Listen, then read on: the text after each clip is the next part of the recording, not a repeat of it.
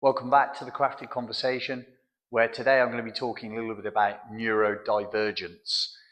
We've probably heard a lot about the concept of neurodiversity. Certainly in education, we moved away from using that term and moved towards one of neurodivergence, mainly acknowledging the fact that we're all neurodiverse. We all bring our unique sets of firing and wiring within our brains.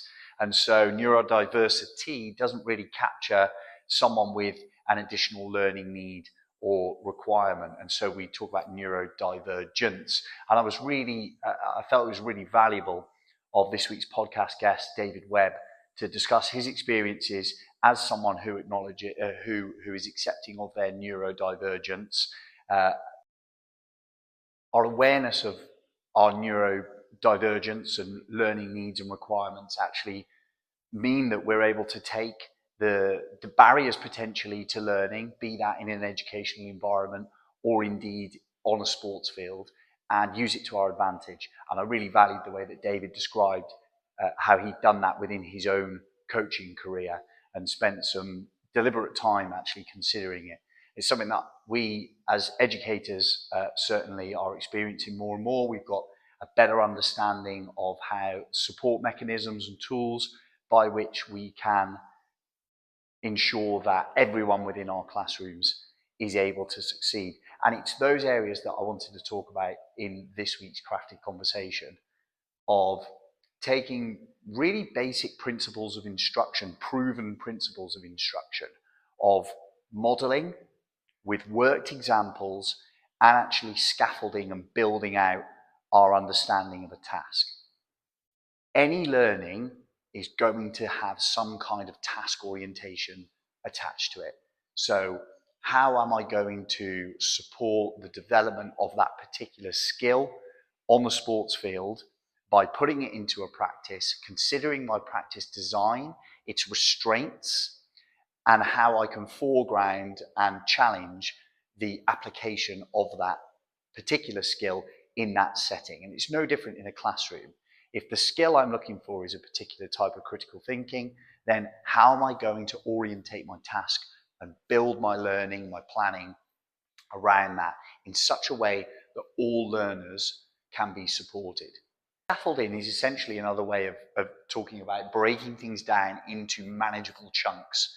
So rather than just standing and describing an entire practice, then actually first off, before we go and deliver it, I'm going to get my tactics board and I'm going to draw out the session itself with its X's and O's and describe the certain movements of players and what the goal looks like. In doing so, we've drawn upon some really basic principles of visual plus verbal guidance.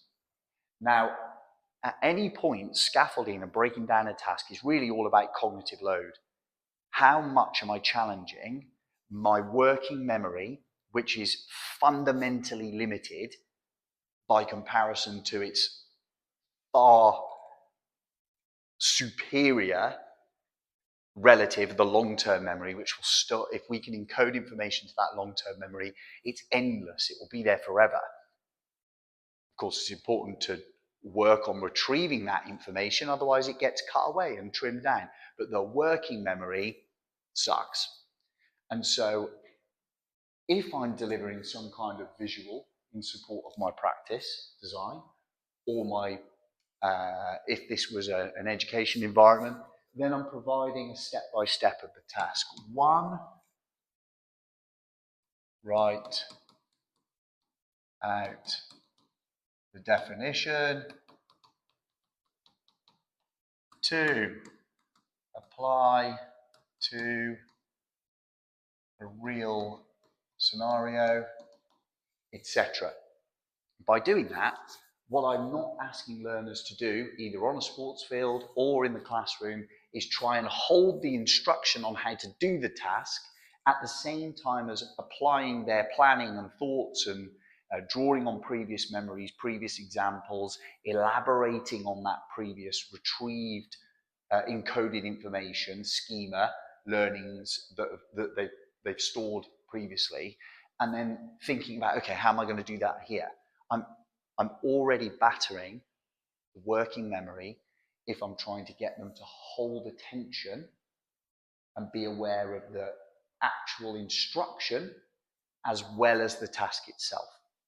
So by scaffolding there, what I've done for my neurodivergent learner, or even for any standard learner, is I've gone, don't worry about holding the instruction in your long-term memory, in your working memory, because it's there, okay? You can come back to it, it's there, it's not going anywhere.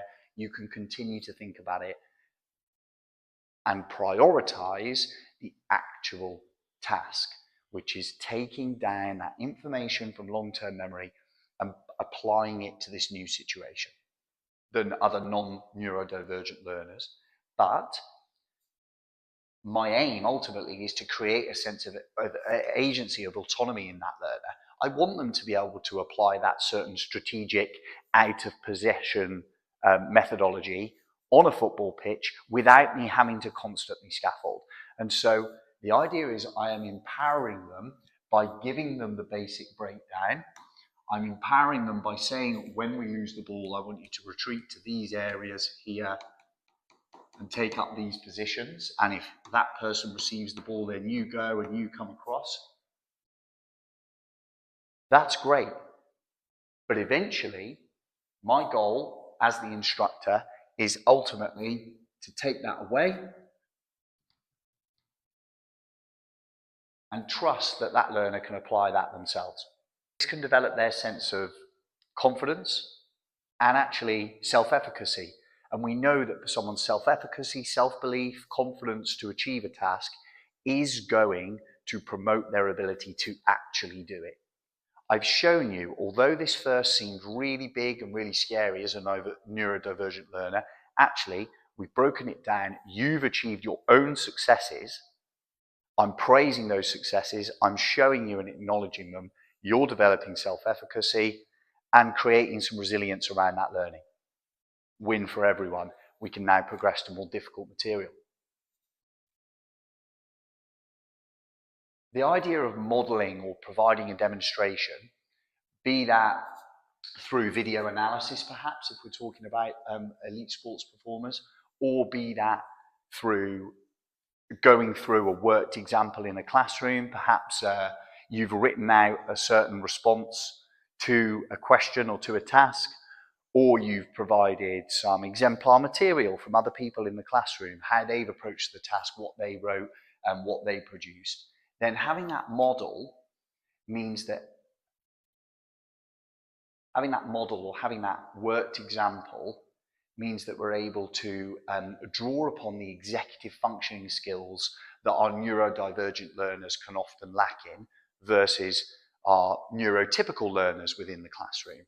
And there we're talking about the idea of planning, of organizing, of following multi-step instructions.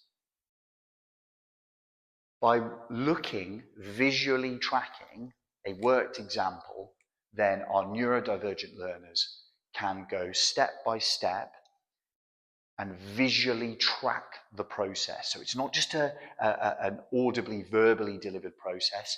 It's not one that we are just expectant of them to understand on the sports field. The X gives to the X, passes through the O. Then we're actually saying, no, this is the worked example. This is what it looks like.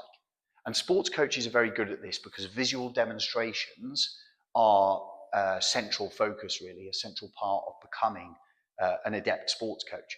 But it's important to note that just because you provided a visual demonstration, it doesn't mean they've necessarily noticed the right thing.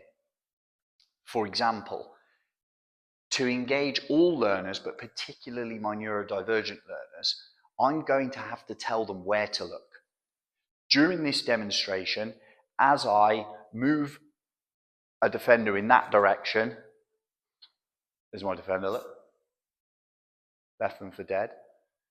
As I move them in one direction, I'm going to go in another, then actually I need you to watch the placement of my front foot or of my hip, turning my hip this way to turn back, because then you're asking them to focus on the specific learning area that's required of them. Otherwise, as a visual demonstration, Well, I'm an entire human being. And if we're placing that in an environment where there are others around, in a team sport environment, then how do we know that they where to look? Just by telling the learner where to look, we're already significantly multiplying the chances that they have of observing the modeled example in the way that you want them to. And so as instructors, as educators, we are supporting the neurodivergent learners within our environments by adapting our instructional methods to meet the unique needs of that learner, by scaffolding and by breaking down tasks and offering worked examples so that we're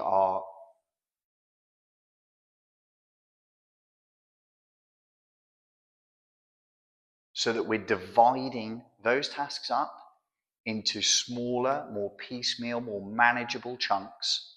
Then we are not only catering to the neurodivergent needs within that instructional environment on the sports field, in the classroom, but we're also generating a sense of self-efficacy, of independence and confidence in that learner. There's also a sense of trust in you as the instructor. You're seeing them as the individual that they are, and you're providing material in a way that supports their learning. Therefore, learners go away and they haven't just come away with solutions to problems, but they don't feel cognitively battered because you've been very aware of the cognitive load that you're placing upon them.